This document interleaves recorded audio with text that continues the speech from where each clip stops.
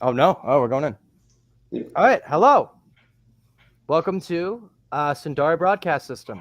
I am Dominic. And joined And joined with the with echo. Sorry.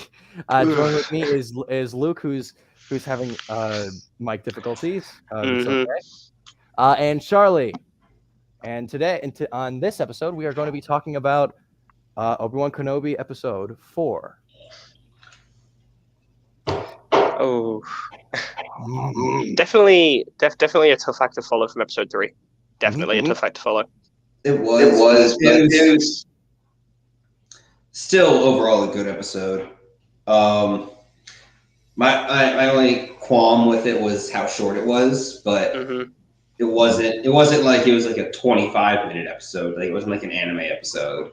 It was still like a fully fleshed out episode, which was nice. They're giving the lengths of the episodes for all these new shows the lengths that they need, because they feel like their own sort of movies. hmm I'm very curious to see where the story goes in the next 2 episodes because I know it's a 6 episode series. Yep, Have and they have already confirmed season 2, or there are like confirmation rumors that there's going to be a season 2. hmm Hmm. hmm I'm wondering where that's going to go then. I mean, we have another 10 years before episode 4, so there's Yeah. still plenty of storytelling to be held. It's going to be interesting. Mm-hmm. And there's something about like this time period that I want to talk about. We'll get to that at the like later on in the show. Yeah, this is gonna be fun. hmm But let's just go around and give our thoughts. Luke, you weren't here last week, so give us your thoughts. We'll recap your thoughts on episode 3 and 4. So episode 3, I feel out of the episodes we've got so far, it's definitely been the strongest one. It's definitely the best episode we've had so far in the series. Episode 4 was, in my opinion, a close second. I think episode 3 just seemed to have a lot more going for it. Obviously, we had the obvious Vader scenes, the whole. I'm not going to say fight between Obi-Wan and Vader because it wasn't really a fight. It was more Obi-Wan getting his ass handed to him. And then episode 4 sort of capitalized on that with how it started. We had a bit of a recap for episode 3. We had the follow-up for episode 3 to 4. And then obviously the story moved on from there. Not to mention episodes 4 had some really good small scenes as well. There was a lot of Imperial action. I was really happy to see more of Fortress Inquisitoris and Nur as a whole. I found it a bit strange that they managed to break into the facility so easily, but hey ho, I guess it's happened before in the exact same way. But I digress. Yeah, I digress on that one. Hey, the last time was 5 years prior. Well, yeah, so they probably got really relaxed with like, Hey, I mean, you say that, but the way it happened before was, as I said, it was in the exact same way. It was, the Jedi somehow managed to get on the planet without being detected. 2, get under the ocean to get into the fortress, through that way, and then get into the fortress via the water aqueduct system in the exact same way. It was a bit weird, but So what I will say about them getting on the planet without being detected is in the episode they used an Imperial transport. So obviously they would have had like Imperial clearance codes and all that. It wasn't like them taking the Mantis in, where the Mantis is the Mantis. Well, okay. They used an Imperial transport. I mean, I suppose. I'll give you I'll give you the benefit of the doubt there, I suppose. But I don't know. I liked it, but then part of me didn't like it because I was like, well, from 5 years apart, did they not learn from the last time a Jedi got into the Inquisitors? Did Vader, of all people, not learn when there were 2 Jedi in the fortress? It was just a bit strange, but it was still good. The way it happened, it was nice seeing Obi-Wan go from how he was fighting in episode 3 against Vader to sort of getting more comfortable with his Jedi instincts again, and also getting used to using the Force again. I liked it all around. I still feel episode 3 was a stronger episode, but I'm excited for 5 and 6 to see what happens there, see how they wrap the series up, and see if we can get any more Kenobi lightsaber action going. Mm-hmm. Dom, anything to add to that? I felt it was told really well. I was thinking that Leia's snarkiness strikes like, I don't know what the hell that was. Leia's strikiness strikes again. Snarkiness strikes again. I mean, like something about Reva, like Reva is literally going too far to get what she wants, and we've seen it before. We've seen it happen. But literally, force mind probing a child who has so much will. Too, like, yeah, we see in episode 4 that Leia has like huge resistance to the mind probe serum. I mean, that's obviously a hint that she's Force sensitive. Oh yeah, that's. Did you forget Leia has the no, Force? I didn't. No, no. I mean, yeah, it was a good scene. I found it intriguing that she did with Lola what she did. Trying to figure out when she did that. Probably did that in between Leia being taken to interrogation, because we didn't see Leia get the droid. Wait, when did Leia get the droid back? Lola got. That's true. I forget. I would assume I forget. Break it, and then just acted like and just gave it back. I mean, maybe. But either way, it was still a nice little twist at the end of the episode. It's going to be interesting seeing, the gang go back to their main planet, and then the Inquisitors just go, haha, bamboozled, gotcha. Mm-hmm. So that's going to be something to see. Most definitely. Speaking of them just like up and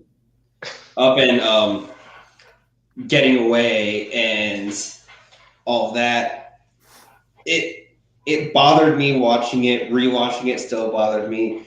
Is Obi-Wan just threw on a hat and a trench coat and held his side and walked out. That's no one thought that was weird. Like that was maybe there was a secret communique that said, "Hey, let them get away," or there was a blaze.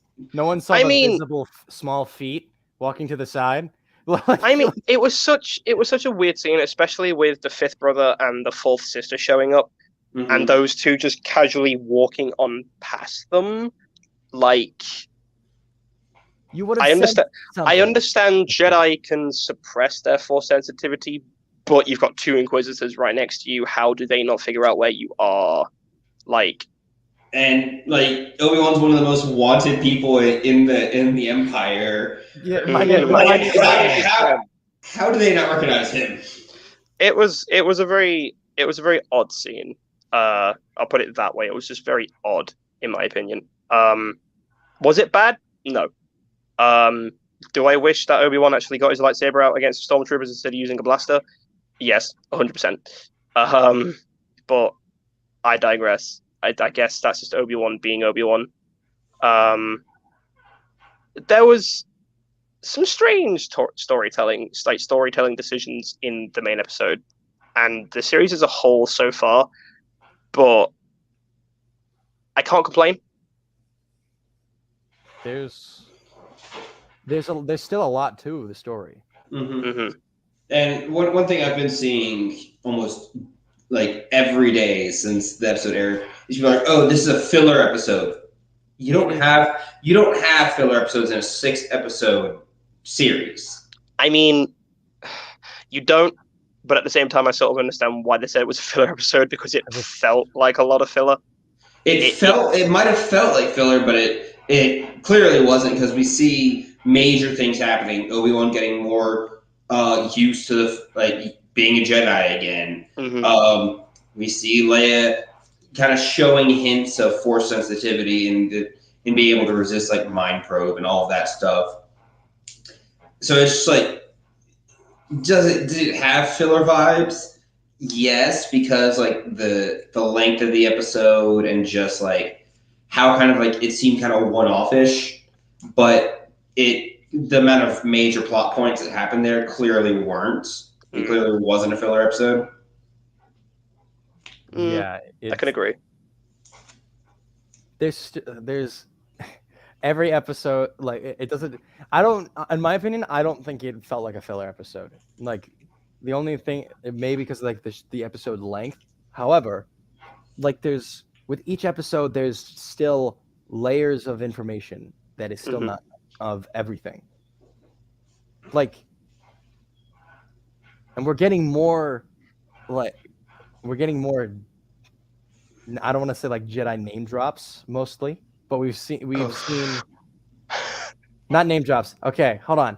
More Jedi references. There you go. Or as someone at my mom, a coworker of my mom said an Easter egg or something. I'm like, sort of. In a way. I mean, oh man, like talking about the episode. Can I just mention the tomb scene? Terra Sinube. I didn't even. Terra Sinube. How many times? Okay, raise your hand if you did not realize it was Terra Sinube at the first time. I didn't realize. Just you. I didn't realize it. Oh, come on, dude! Someone had to tell. I'm like, he looks like. Because no. Because he looked like freaking. So my thing was like, I didn't immediately go, that's Terra Sinube. I was like, that's that dude from Clone Wars. Let me look up his name. Oh, that was literally my reaction. Like, I recognized his face immediately, and then I was like, wait. I was like, wait. They can't do this to me. They can't stick my boy in the fucking Jurassic Park mode and kill him like that, can they? No, they did. They killed him. He's dead. He's gone, and my heart is broken. That is hot. It's like an amber like carbon freezing. It's strange. It does definitely beg the question: what is the purpose of those guys being there? Like, are they just dead? Are they? So I have a theory about that. Actually, do go on. So we see that they use something similar in Star Wars Rebels with Master Luminara and Dooley. Mm-hmm. But as you stated earlier, they've had two known break-ins by Jedi into Fortress Inquisitorius, and they have all of this stuff on display. To me, that says they're letting them break in, and they're using all of that to kind of shake the people that are breaking in. Because anybody else, let's say you, Luke, you go somewhere, you go to like a museum or something, but then instead of seeing like World War II artifacts, you're seeing just the mummified corpses of everybody you've ever worked with. Yeah, okay, I can understand where you're coming from. You would not be like, you want to be, you bit. Yeah. Yeah, I can see where you're coming from, actually. And then they have in the meeting room of the Inquisitors, they have all of the lightsabers, the training helmets. They have all of that stuff on display. I mean, part of me is sort of in the mindset of maybe they are letting people break in, but then part of me is always remembering like, well, I don't think they are. Because, the Fortress Inquisitorius, it's not only the headquarters of the Inquisitors, it's literally a checkpoint for Vader, who's not even a planet away. He's always able to get to know within a few minutes, and he's there at the drop of a fucking dime. Like, he was there in Jedi Fallen Order when Cal and Seer broke in, and he didn't get involved because he was watching what the second sister would do.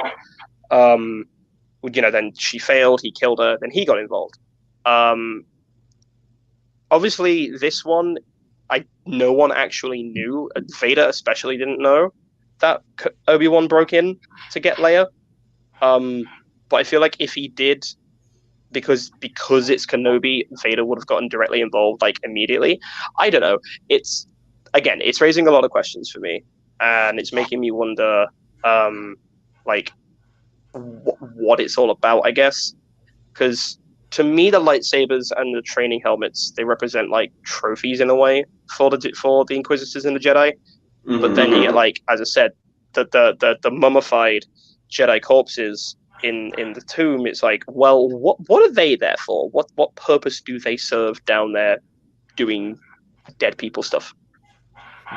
What purpose do they serve? It's odd. It's very odd.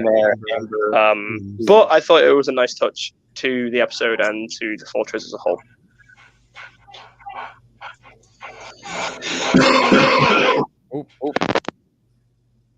Yeah, it's very.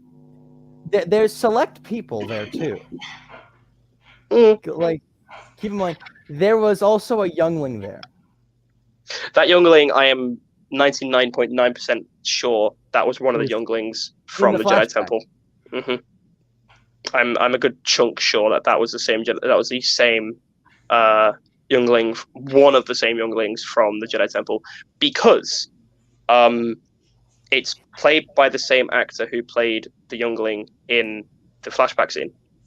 And he's the kid that Anakin went into, but no, he killed them. No, he killed all of them. He killed all of those guys in that room.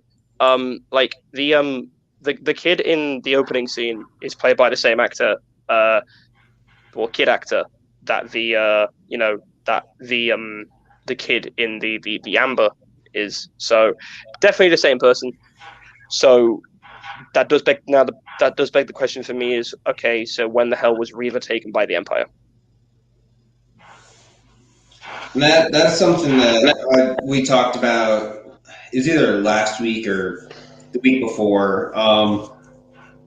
It definitely does like raise questions. When was she taken?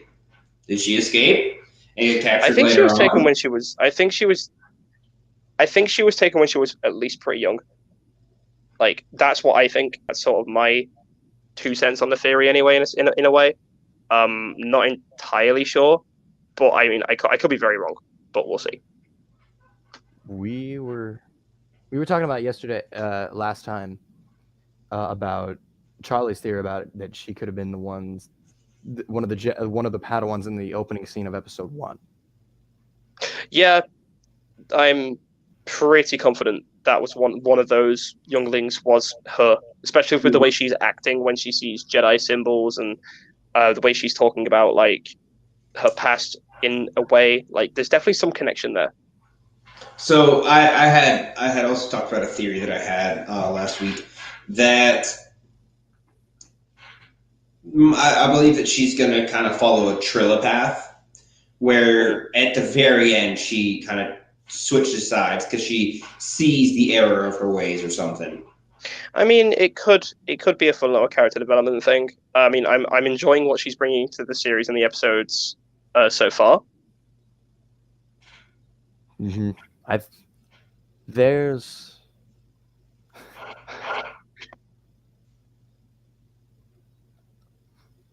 no. Did you lose it? Yeah, but it was also. I don't want to keep like saying things that I keep seeing on Twitter. Fair, I suppose. But I think overall, it was again, as I said, good episode. It was nice seeing the layout of the fortress. I mean, you guys know how massively, headed towards the Inquisitors I am. So it was definitely really, really nice to see. Mm-hmm. It's very. Okay, we also. I can't remember if we talked about this yesterday, but I think this, like, because of the huge controversy of the Grand Inquisitor's death, that literally the writers had to come out and say The fact we are that not the breaking writers canon. the fact that the writers had to actually come out and tell people, oh, by the way, he's not dead. We haven't broken canon. It as I said to you guys, like privately, it definitely said something about the Star Wars community at this point in time.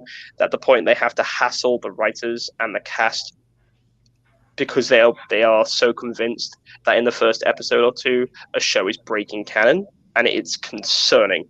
Because I mean, any Rebels fan would very much understand and recognize, oh, he's not gonna die because that does break canon and that does retcon Rebels. But like me, you'd sit there and watch to see, okay, how are they going to explain this? How are they going to bring it back? You know. Mm-hmm. So it's just strange. I don't know. Anyway, on that note, lads, I gotta go because I just got a message from my boss and he needs me in work tomorrow morning. Oh no! Great. So I'll let you guys continue to stream. Thank you for having me for a good 20 minutes. But yeah, I apologize for the difficulties on my side. My technology is whack today. No worries, man. But I will. I'll leave you guys to it. I'll catch you guys later. All right. Alrighty. Bye, guys. Bye. All right. So one thing I've been seeing is a lot of people are like talking about how quickly Obi-Wan jumps back into action after having his entire arm singed. And it's like he just woke up like after 15 seconds in the back tank. How long has No. Like for us it might have been like 15 seconds, but he could have been in there for a few hours. I also want to in that back to tank scene, we see in the back to tank scene that like Obi-Wan's having PTSD moments of the fight and his duel with Anakin on Mustafar. So is Anakin in his own back to tank at the same time. We could like they were both having struggles and like having their back to tank duel, I'll say, or something of the effect, still feeling the effects of the battles, even in like recollecting images.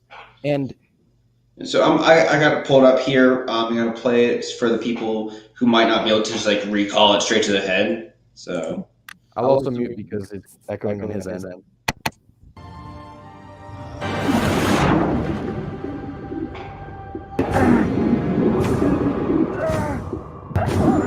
Should have killed me.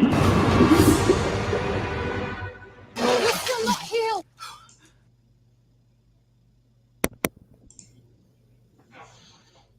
So like that gives us no perception of time, like how fast he was in there or how little he was in there. It just kind of gives us like, oh, he wasn't okay. No. But also like looking at his arm, you can tell like his burns have healed a decent bit. Like they're not raw. They're not raw burns. Yeah, and we don't know if he still stayed in the back to tank until after, if he still stayed, finished healing, and then went to talk to the guy who, who in our friend group, we joke and say because the guy like facial features and his body and all looks like Jordan. There are people theorizing that that's Quinlan Voss. I'm like, no. What? I don't know, because the big thing about Quinlan Voss is he has a yellow band tattoo across his face. Yeah. That's not something that's just gonna go away. Yeah, no. Like so if someone says makeup, no, it's gonna wash out soon enough. There's some people were saying that because when he was talking about his wife was taken by the Inquisitors. And someone said on Twitter, like, the one, like, there's a woman in one of the Amber tombs, and like that someone said on Twitter, theorizing that it may be that person. I heard a different theory, and I actually subscribe to this theory. I like it a lot. His wife is Reva. I heard that one too. That is the theory I'm hearing, and I subscribe to that. That is interesting. Because, like, if you break down the Grand Inquisitor's dialogue from the first, like, 2 episodes, he's like, when we found you, you were in a gutter. Like, he literally talks like she is the newest member of the Inquisitorius. Mm-hmm. So her actually, like, getting to live a bit of a life, yes, she's in hiding, but getting to live a bit of a life, and then the Inquisitors take her and turn her into an Inquisitor, kind of makes sense. Yeah, it does actually. How I can't remember. The thing that also struck my interest is about what that guy said. He referred to him as general, which he's ex-military, right? Or he's not. Well, everybody that was anybody that, like, had access to the HoloNet would know that Obi-Wan Kenobi was a general during the Clone Wars. So if that guy knew who Obi-Wan was from, like, the holo feeds prior to Order 66, he's probably just going off that, hey, that is General Obi-Wan Kenobi. Because he obviously knows he's Obi-Wan Kenobi, because otherwise he probably wouldn't have been brought to that area. It just, yeah, that can make sense. It just keeps throwing me off. And I was having this dumb argument with my family about, like, that just, I was talking about that, and my dad was like, oh, maybe he's, if my dad and sister are like, maybe he's a clone. I'm like, no. Huh? He's a descendant. No. He's not Tamora Morrison. It's not Tamara. Yeah, because back to like the back to tank topic. I don't know that much of Force dyads per se, because the only one I know of is for the only 2 I know is Rey and Kylo. But to me, the fight in the back to tank scene seemed like dyads per se, or is it just their same feeling in the Force? I'd say same feeling in the Force, because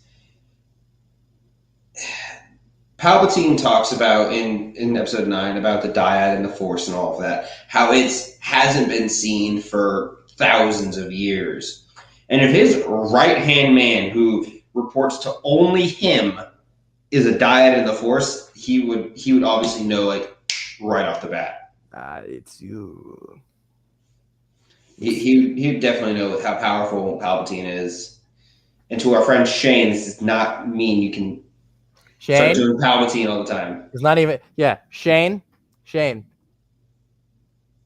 No. You know what you did. But no, it's more or less just. To me, it was Obi-Wan experiencing, like, flashbacks, nightmares, and all of that stuff. And it just so happens to coincide at the same time as Vader being in a back tank. And maybe he's thinking back to what had happened, but I don't think it was like them being connected in any way. Just some shared imagery is what I'm thinking. Is what I see. It's just shared imagery. Here's a question I have for you and for the guys and for Jordan and Luke whenever they're available. Who do you think we also might? I know we talked about this in the first episode. Who do you think we will see next, like from a Jedi from the Clone Wars in Kenobi? Because the mention of Quinlan Voss. Now we have Tara Sinube. So that was actually something I was going to talk about. I was hoping Luke was going to be here for it. But I was watching some videos earlier going over stuff from Celebration, and it was talking about Jedi Survivor. It is set 5 years after Fallen Order. So exact same time span as, like, right now, 10 years after 66. So are we going to be seeing Cal Kestis in Jedi Survivor in Obi-Wan Kenobi? Doubtful, but it'd be cool. Doubtful in this season, I'd say, or in the game. In the game. Will we be seeing Obi-Wan in Jedi Survivor? Again, doubtful, but it would be cool.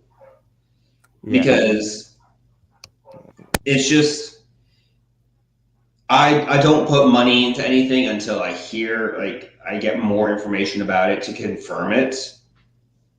I'm not going to be like one of those people when it came to Multiverse of Madness where it's like, oh, Superior Iron Man's going to be in the movie, and Tobey Maguire is going to be in it too. It's like, how about let's just watch the movie and find out. Yeah.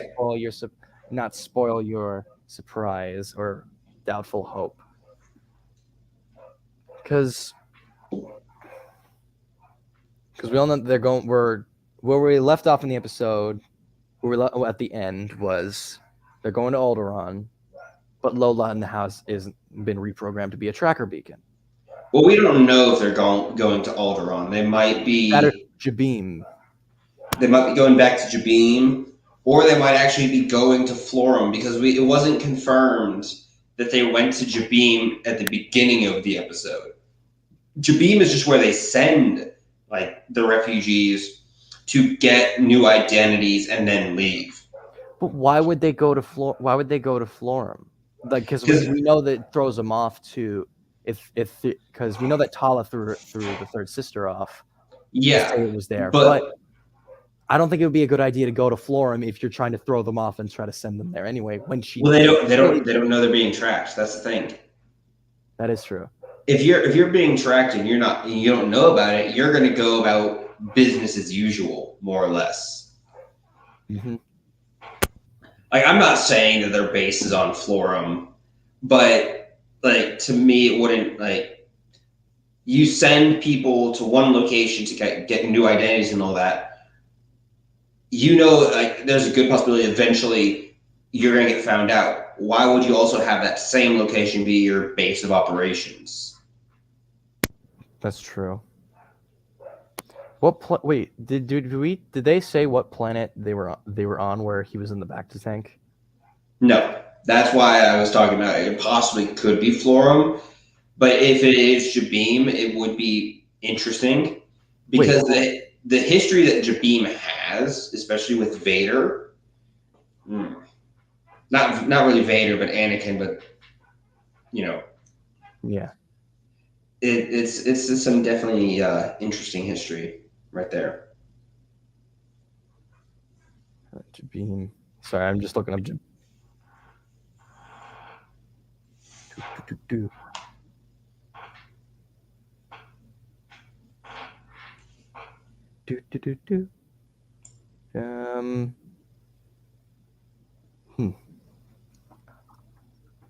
What else? What else to talk about?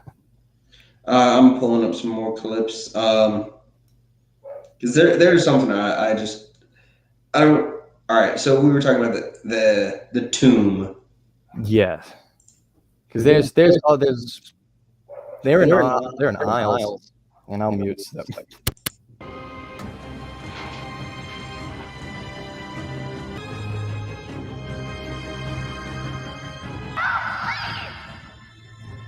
Tala, I need to distract.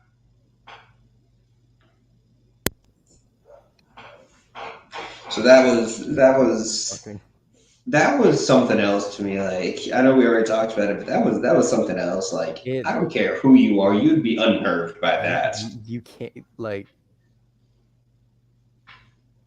I feel that he would have recognized everyone in a sense, or almost everybody, or a good portion of it, because like I said earlier, not earlier in this episode, but earlier in our show,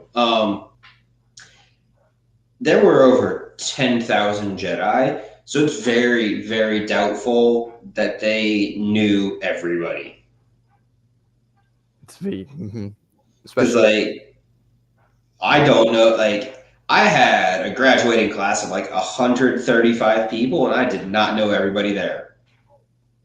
I might have known of them, but I didn't know them. I might have known their name. But that was about it. Yeah. So having one person know every single person of over 10,000 people, I don't see it. If you have the mind for it, then congrats to you. You know if you are the sacred, if you are the archive, if the archives was a human being, was a person, or a being in general. That'd be that.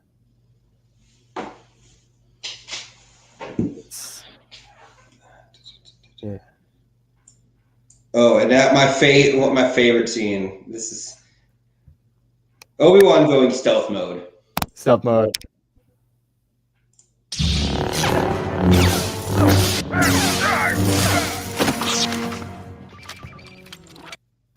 That's something that I don't want to like. I feel nitpicky about this, but it could just be of how the choreography is. But you would think that it would go like the lights, the way that his lightsaber appears to be hitting. It looks like it's actually hitting the metal, not or Paris Plastoid. Plastoid. Oh, it was Plastoid. Yeah, that's the one. I don't know. It was more of a bat. There was also a thing I wanted to talk about that before hopping on is that it's a similar that the Jedi sneak of it reminded people that scene reminded people of Ahsoka doing that in Mandalorian, as well as someone else pointed out that the Force Unleashed 2 trailer. Yeah. Yeah. So like there's like no breaking continuity or anything of them doing that because in every instance of it happening, it is a dark room. Yeah, So it's like unless you have like an active light source, like a lightsaber, it's you're not gonna be like, oh yes, I see you. Because one thing is like, well, yes, Stormtrooper helmets did have built-in night vision. You still have to turn that on and let your vision adjust to it. Exactly. It's not I can see now. So they were probably standing there, had their eyes just naturally adjusted to the darkness. You turn that lightsaber on, that's an artificial light source. And then being humans, we can understand this like very well. You shine a light at somebody, even if it's not directly at their eye, you just turn on a light. In someone's general vicinity after their eyes have adjusted to darkness, it takes them about 30 minutes sometimes to adjust to the darkness again. It's very difficult for their eyes to adjust. In some cases, there are people who have their eyes who can adjust pretty quickly. But you're not able to make out like specific things. You can just kind of see outlines of stuff, but that's about it. You don't get to see great detail. It's a very I keep losing my thoughts. My mouth is moving slower than my brain. That's ADHD for you. Yep. And it's the other way around, depending on what kind of day it is.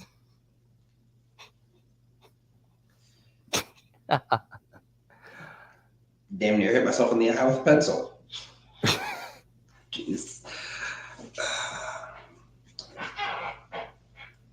Can we just appreciate how Vader didn't even break stride, just straight up just walked in? You were told what would happen if you failed. Yeah. Vader does have a history for like what I don't even know what I was gonna say. Hayden Christensen has done his research of playing Anakin, like playing Darth Vader. I'd say better because he's taking it from. He doesn't break like how you said he doesn't break stride when walking into that scene. He doesn't break stride when doing that in when beating up Obi-Wan in episode 3. He's just Hayden Christensen does a great job of just portraying being a menace. Like it's very like you can see it's the glare that like it's the type of glare that sets you off. It's like when he turns to, you can see that through Clone War, through most likely Anakin Skywalker in general. Like you can see him do that through Clone Wars, as well as like moments in Revenge of the Sith. It's a glare that it always. More I watch those scenes with Hayden Christensen giving that, like especially during like glaring in Revenge of the Sith, those just I don't want to say threw me off, but like it gave me just like it's a Darth Vader glare, and it doesn't look right if it's not in the armor. Mm-hmm. And like one thing I want to point out is he was hell bent on killing Reva, because one thing, if you take all of Star Wars and you look at every single moment when Vader uses like force choke somebody, if he kills them, it's a full ass hands. And you see, you never mind, go on. But if he's just like messing with somebody, he does a partial hand, because we see it with Director Krennic on Mustafar when he's in Rogue One. He's using literally just like 3 fingers. But with Reva, he had with Padme, full hand. He was killing. That was his thing. That's how you can tell what he's planning on doing is he'll either use a hand, like partial hand or full hand, to kind of portray what he's doing to the other person. And there are people that are breaking, that are trying to break down Episode 4, A New Hope, and be like, oh well, based off of what we see in the Obi-Wan Kenobi, the Obi-Wan show, it breaks canon.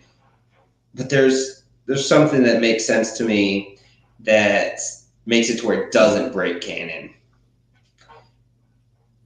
It was a video I saw of, I think it was on TikTok, honestly, but it had the scene from A New Hope where it says, "When I left you, I was but the learner, and now I am the master." But then it cuts to Anakin kneeling down before Sidious in Episode 3, and it said it again, "When I left you," and it focused on that scene, "I was the learner." Then it cut back to Episode 4. He's now a very well-established Sith Lord. He is very powerful. And he goes, "I am now the master." Yeah, it's not when he says that, he's not referring to Anakin. He is referring to himself, but it's not Anakin. He's referring to himself as Vader. Mm-hmm. At that exact moment. Because I've come to recognize, I've known this for a while, but I've come to recognize that Darth Vader suffers from what I call Batman syndrome, where they're alternate identities to a person, but they stay in one personality so long that they only view themselves as that, and the other name, the other personality is somebody else to them. Like, if you ask Batman who he is, he's Batman. Bruce Wayne is a persona he puts on in order just to go out into a regular life, because he's been Batman for so long. He forgot how to Bruce Wayne. Not really. He knows exactly how to Bruce Wayne. He knows it. Yes. He does. Nope. He doesn't want to be Thomas Wayne. I talk too much with. But since we already talked about it a little bit ago, let's talk Jedi Survivor. Yeah. Okay. So like I said earlier, I watched some videos on it, and what we know so far. It's predicted to be a lot more dark, mature, and gritty than the first one. It has also been more or less confirmed, if I remember correctly, that there is a portion of the game where you will not have a lightsaber, because Cal gets his lightsaber taken away. That is terrifying. By a Utapau senator on Coruscant. The the Palin that we see in the trailer that's in that dark room, he's a senator. He's not the Grand Inquisitor. He's a senator for Utapau on Coruscant. It is terrifying. So there's people thinking, "Oh, it's the Grand Inquisitor." It's not the Grand Inquisitor. It is not, because he's not. I mean, it'd be pretty interesting to see them put the Grand Inquisitor in the game, but I don't know. If it's at the same time, he'd still be injured, depending on where it's placed. Yeah. So it's definitely gonna be like Jedi Survivor is gonna be an interesting game. I'm excited for it. Depending on how you have to how back to tanks work or how medical droids work, a straight lightsaber through the stomach, even for a Palin, that's gonna take a huge time to heal because it has an exit wound. Mm-hmm. Well, the thing with lightsabers, just like blaster bolts, is they instantly cauterize because they are at such a high temperature. They would, at least for humans. I'm not too savvy on all the species in Star Wars, but on a human, it would instantly cauterize a wound. That's why we don't see Anakin bleed out in Episode 2 of Attack of the Clones when he gets his arm cut off. Yeah, that's why Maul didn't bleed out in the plasma shaft on Naboo when he was cut in half, because it just instantly cauterizes the wound. Is that an end-all cure-all? No, you can still very easily get infected and all of that.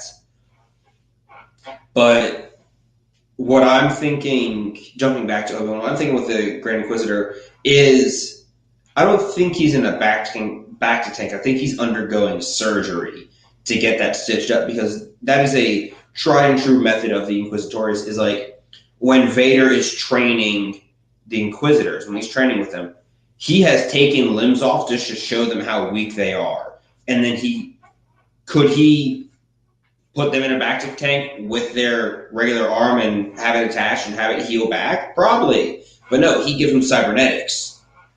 I didn't even know that could work. If it could, it probably could. Back to is like magic, basically. If the wound's not cauterized and you get like your arm is just guillotined. Actually, no, that would be a problem. The thing is, like, yes, it cauterizes, but if you go in there and you just cut off the dead nerve endings and reattach live nerve endings along with the tissue and all of that, like you go in and you cut it open, you attach it properly, it would literally just have to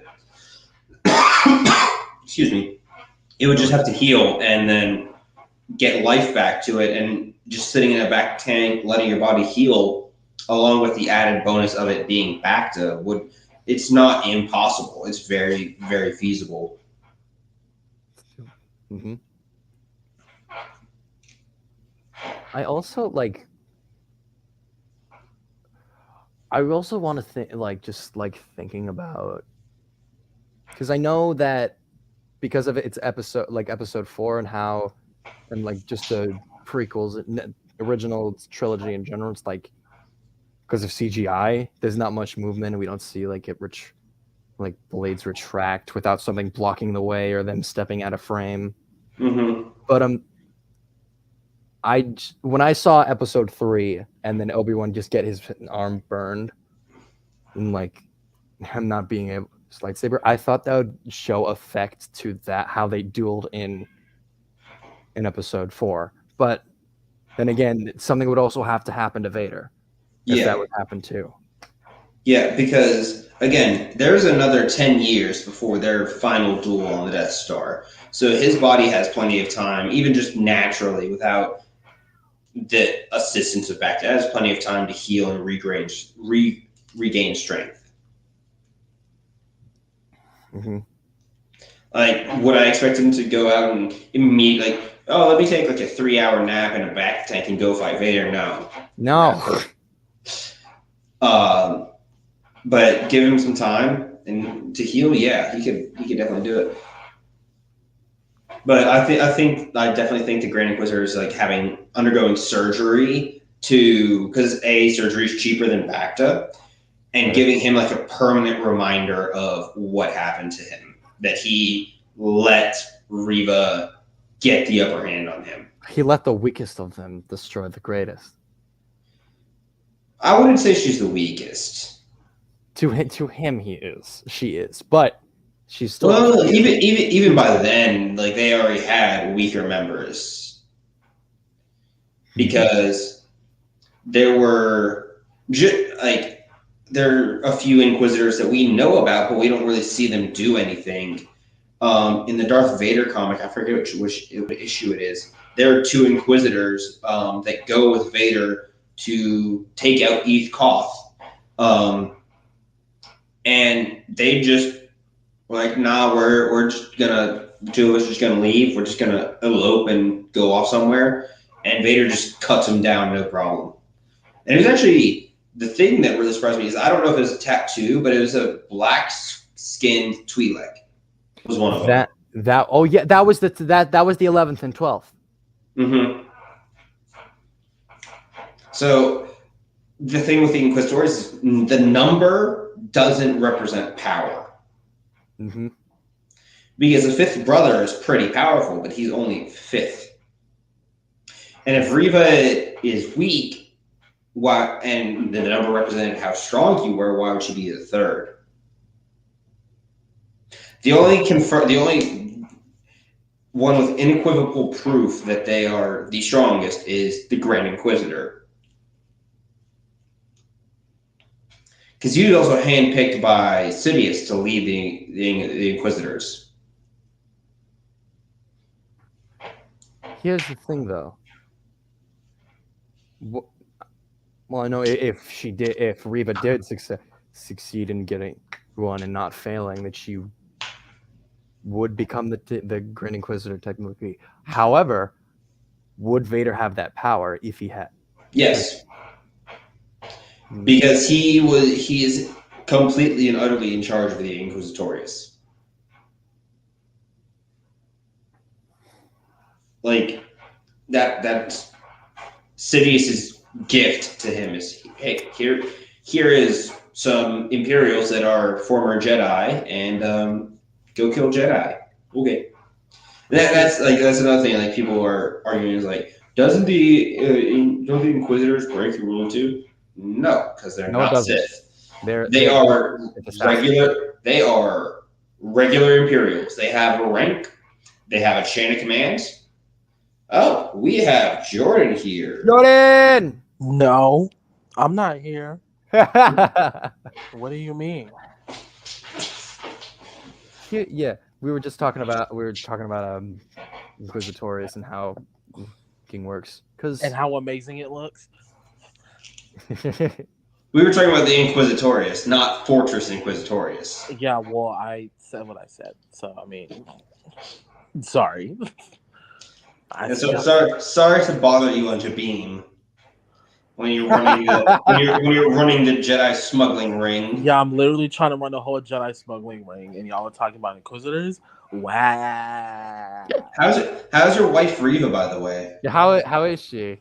I heard she's an Inquisitor now. She's probably gonna die. It's fine. Because she's not being very nice. But it's fine. It's fine. Yeah, everything's fine. Everything's fine. All right, Jordan. We have about 7 minutes left. Let's get your thoughts on episode 4. It was great. And 3 since you weren't here last week either. I just finished rewatching 3 actually. It was good. I liked episode 3 and 4. Episode 4, us Jedi Fallen Order fans, we was eating good. We were eating good. There's not much else to say, honestly. It was definitely a shorter episode. I think last week or this week. I forgot which one was shorter. This one. Episode 4 was the shortest out of all of them at 38 minutes. I'm just trying to figure out how they're gonna wrap everything up. so quickly because we only have 2 episodes left. Well, season 2 is more or less confirmed. Season 2's been reported. No official Lucasfilm persons have confirmed it yet. So I'm still kind of like, is it happening? Will it happen? Are we gonna get it? We'll see at the end of episode 6 because they do this thing now where they're like, Obi-Wan will return or something like that, like they do with Boba Fett. So we'll see. Yeah, they were doing that back. Or will appear in the Avengers. Yeah. Yeah, back in Marvel. Back at Marvel. So we will see. We shall see. Obi-Wan misses his friend, and I'm not talking about Anakin. I'm talking about his wife. He sees a lot of Padme and Leia. Even in episode 2, he's just, he was like, you remind me so much of your mother. It's a shame she's not here. And in this episode, he's talking about how, she just, he said it again. He sees so much of Padme in her daughter. And he says, I wish I was your dad because, perhaps I wouldn't have, we wouldn't be in this mess or something like that. Yeah, so like I talked about last week, but neither you or Luke were here, but in the original script for episode 3, Revenge of the Sith, they were going to have a love triangle between Obi-Wan, Padme, and Anakin, but that idea got scrapped. Yeah. But like as I was saying in that last week, there were like moments where you could tell, like if you knew about it, you could kind of tell like how angry Anakin got when he saw that Obi-Wan had been at Padme's apartment without him there. Yeah. I don't know. I just really I've always Obi-Wan and shut up Fortnite.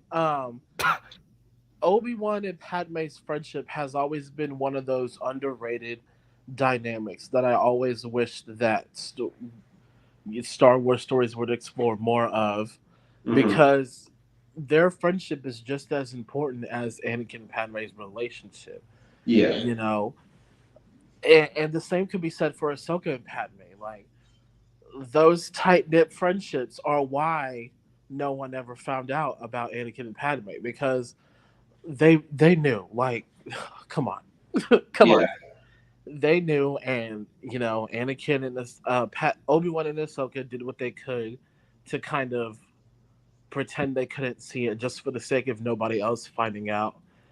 And that's another important part of their relationship to me.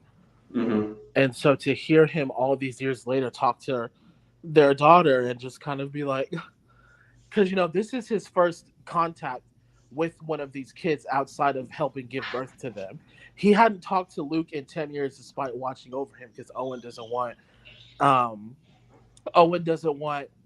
Ben to have anything to do with him.